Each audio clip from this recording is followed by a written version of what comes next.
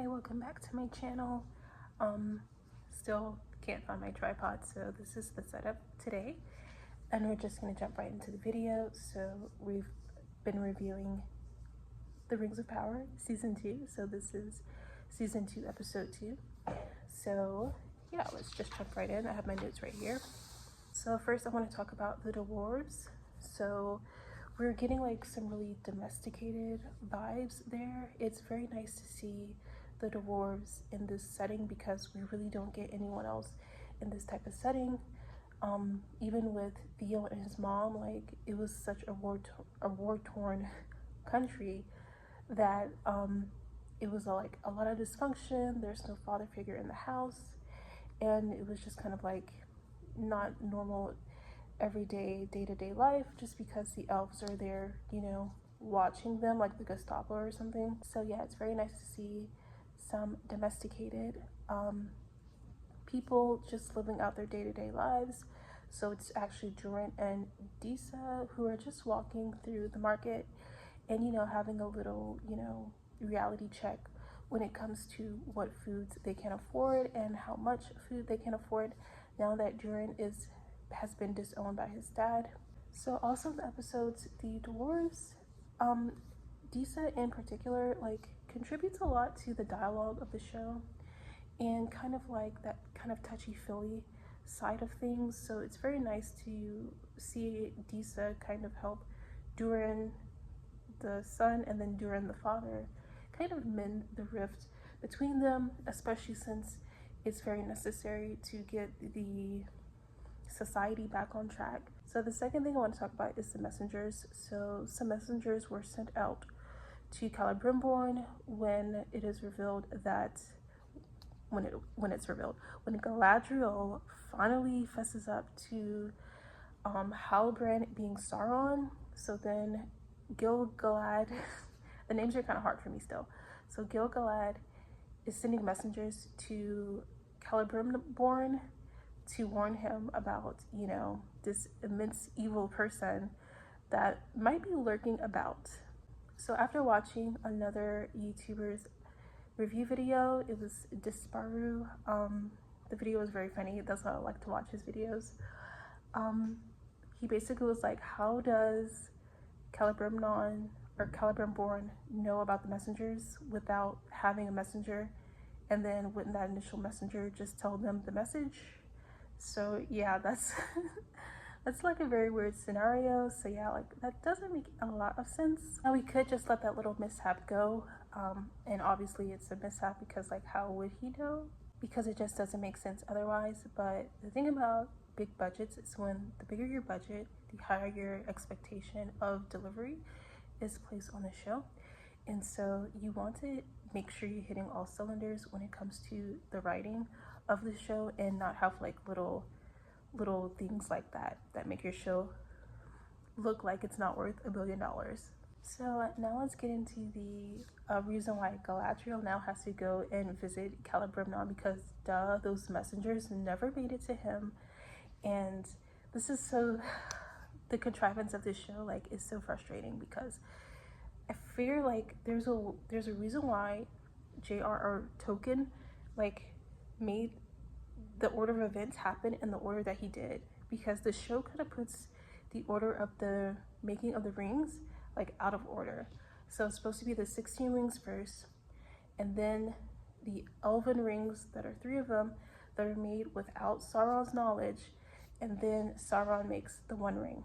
So in this show, they made the 3 elven rings first, and Sauron knows about it, and those are the rings like he helped Celebrimborn make, and now she has to go to, what's this, Eregion to go check on Celebrimborn. Can I just call him Caleb because this guy's name. So basically Galadriel knows that Sauron plans to use these rings for manipulation. Like, how does she know that when he has not even made the 1 ring yet? So actually the rings of power do not corrupt people. It's actually that other ring, the 1 ring that Sauron uses to have influence over the whoever is wearing the other rings. But the elven rings in particular are like, they protect you from corruption. So yeah, the second Galadriel finds out that Halbrand is actually Sauron, she does not tell anyone that he's Sauron, which is, I don't understand that choice at all. The whole world, literally the whole world is at stake. The whole world could end because this guy is Sauron and you didn't tell anyone. So I say that the whole world could end, like, well, literally that could happen.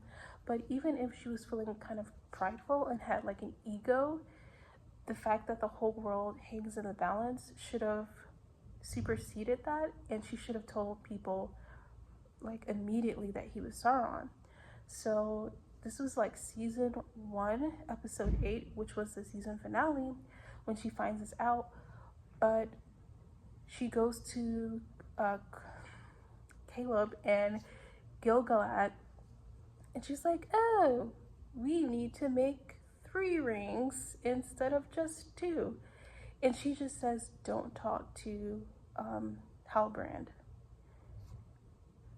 without giving like a further explanation. And then they didn't even push her that hard for a different explanation. So in my eyes, there's absolutely no reason whatsoever for her to have withheld the fact that Halbrand was actually Sauron in season 1, episode 8. And so this whole little thing happening right now is a complete contrivance that I am not on board with. Basically, this little plot right here that would have never happened in The Lord of the Rings, which is exactly why I do not count adaptations as canon, because the author would not have wrote this, or would not have written this. The author would not have written this. I feel like Tolkien like played with different scenarios and different plots, and this feels like a reject plot.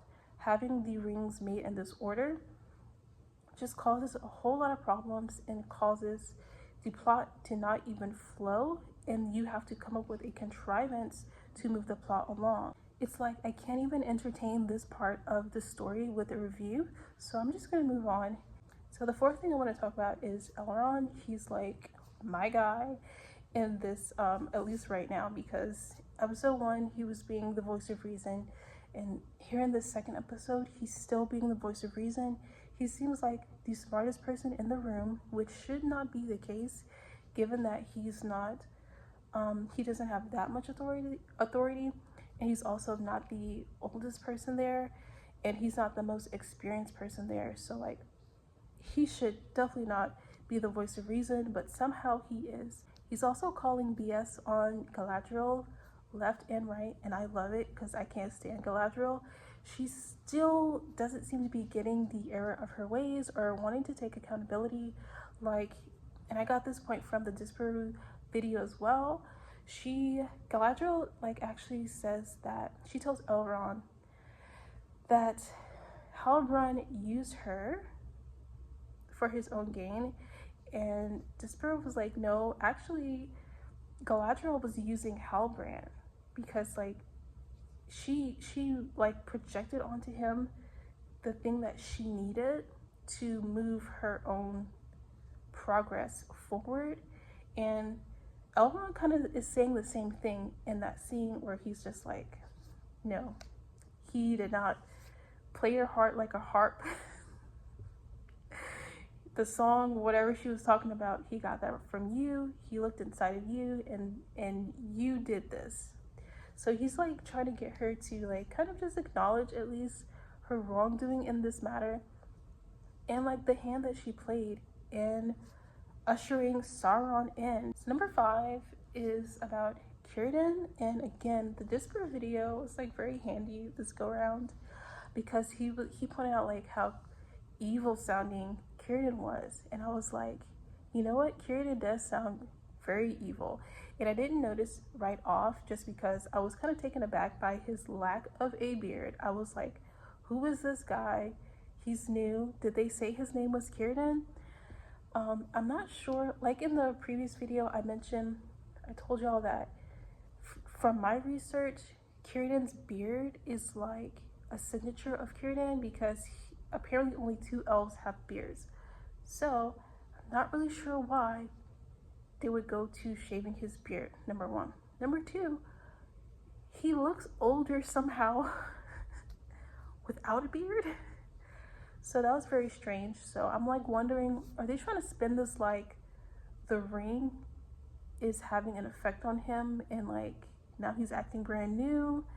And I don't get that, because those rings again are not supposed to corrupt you.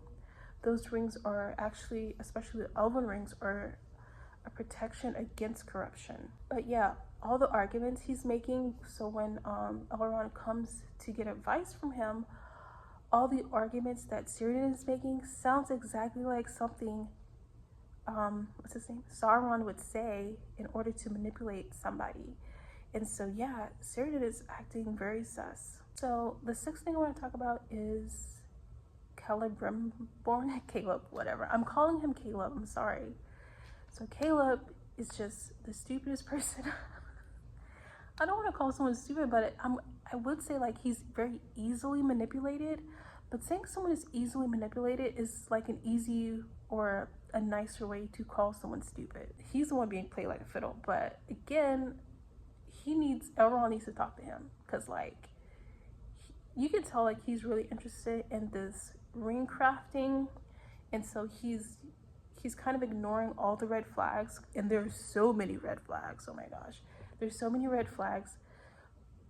Halbrand or Sauron, Anatar, whatever, is not even a smart person. Sorry, I had to go answer the phone. But yeah, Sauron is not even that slick of a villain. Like, he's not that. I know he's supposed to be the master manipulator, but like he's not. It's just that Galadriel's really dumb, and also what's his face, Caleb's really dumb. So like you're just dumb. Like, so it's actually with Celebrimbor Caleb. So it's actually with Caleb that Sauron takes on the Anatar form, and to be honest with you, I'm not that interested. I did think Halbrand was interesting, but now that the mystery is gone and everything surrounding Anatar is born out of a contrivance at this point, because Galadriel should have literally told them that Halbrand is Sauron, so everything surrounding Anatar is just contrived out of this world. I'm not interested in this storyline.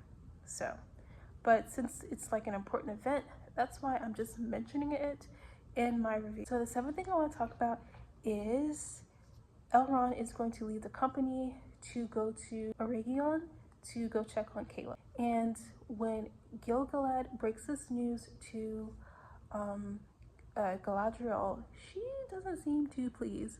But I'm like, my girl, you silly goose.